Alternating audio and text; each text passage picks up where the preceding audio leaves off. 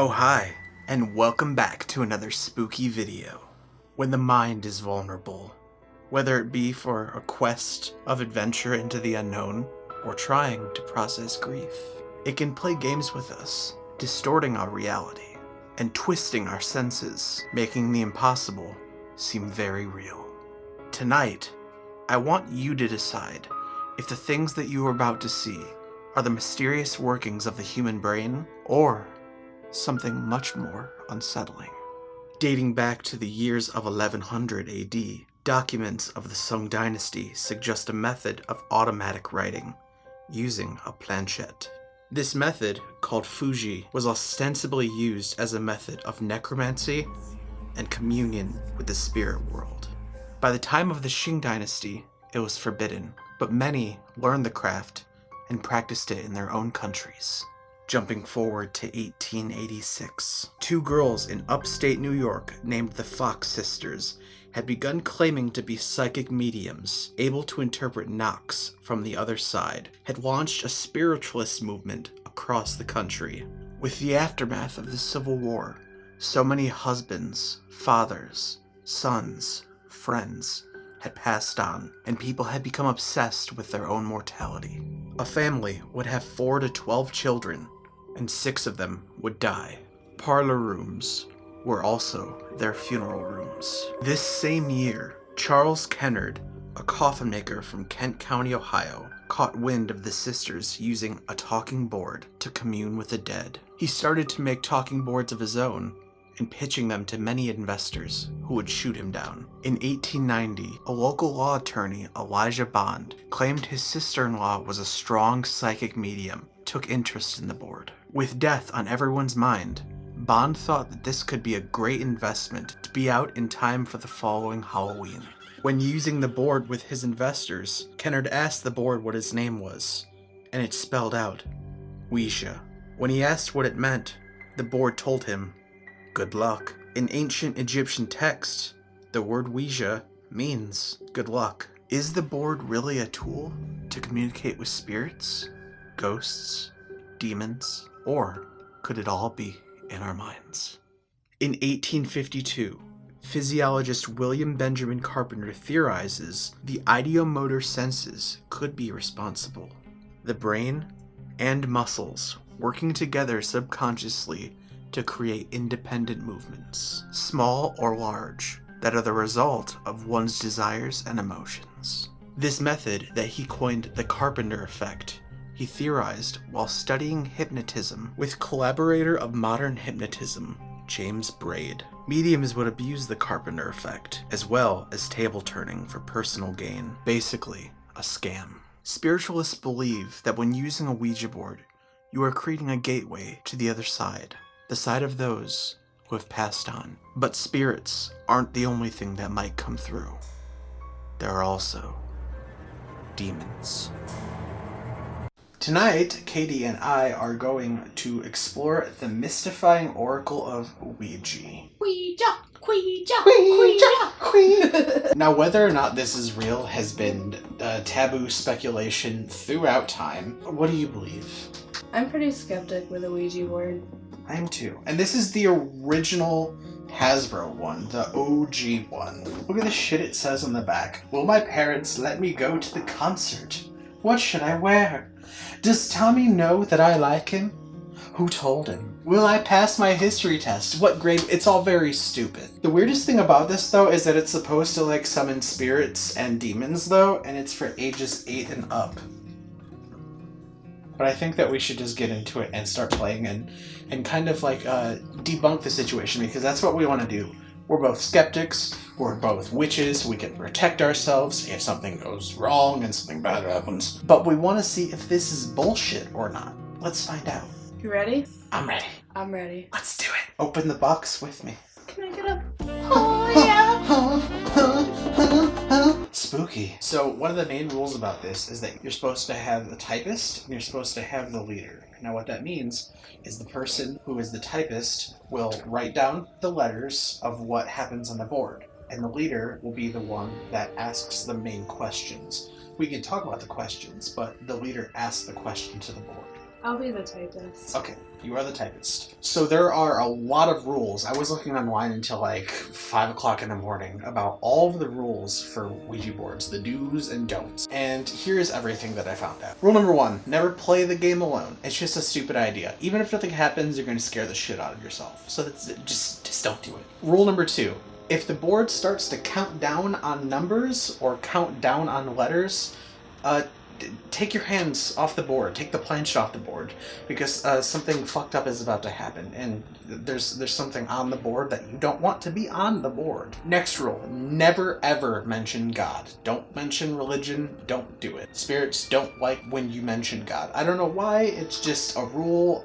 Don't ask me, I didn't write it, the internet wrote it, and everything on the internet is true. You should know that by now. When using the board, always say hello and goodbye. Never leave an opened shower curtain, because that's just...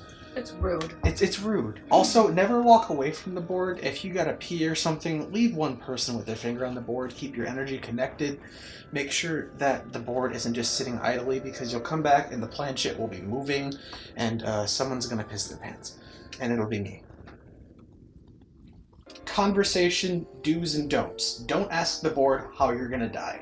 That's just a bad idea, because spirits like to fuck with you. Even if they don't know how you're going to die, it's like holding candy to a baby. They can't resist. They want to be like, you're gonna die like this, and then they'll blow out a candle. Don't do that. That's bad. I say we just start playing. Yeah. Yeah.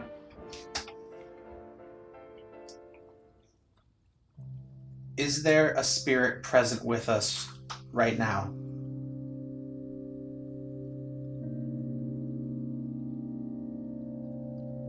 Katie?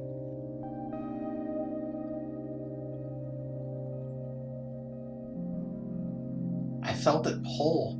Yeah. Is there a spirit present with us right now?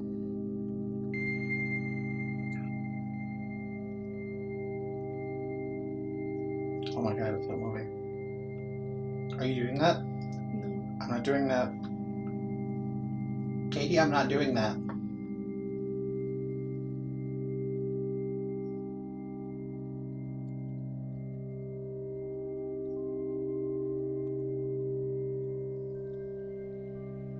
Oh my god, that's pulling really hard. What is that on? No? You swear to God. I swear I wasn't pulling it. I felt a pull. Yeah, no, I wasn't messing with it. Is there a presence in this room?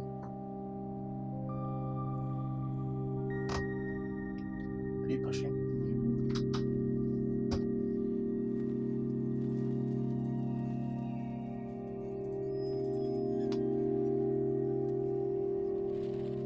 I'm barely touching it.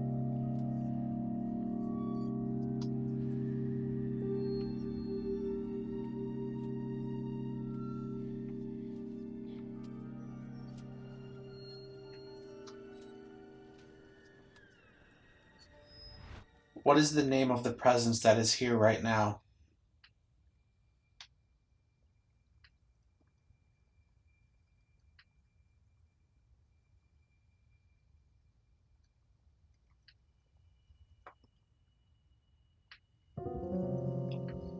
Katie?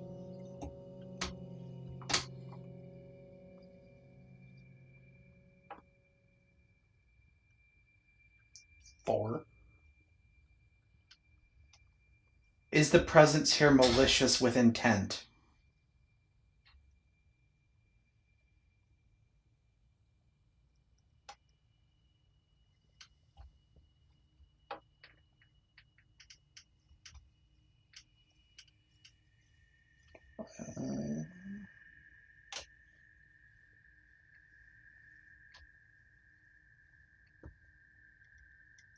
Well, that's out of the way. I have unquivered my butthole. Is the presence that is here with us dead?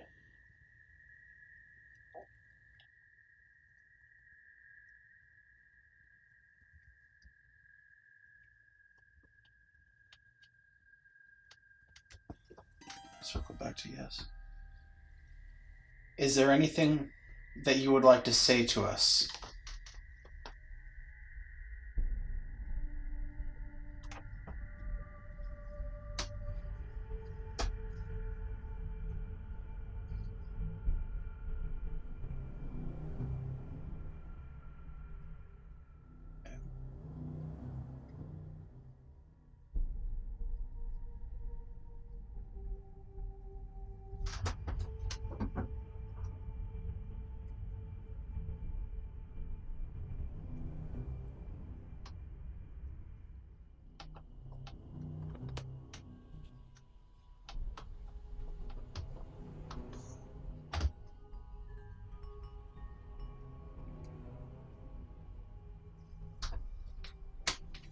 FB. What is something to do? Z. This feels very random. M and Z? Is there another presence with you?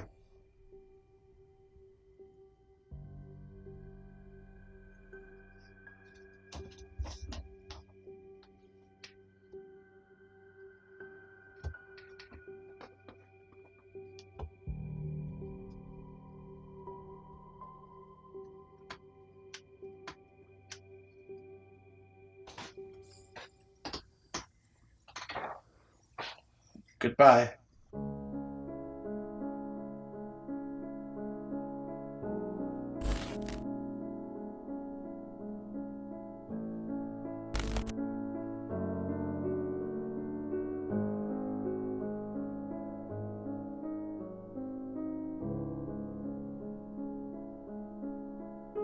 Many people throughout time have claimed to be subject to hauntings, demonic activity, illness, and possession during and after the use of a Ouija board.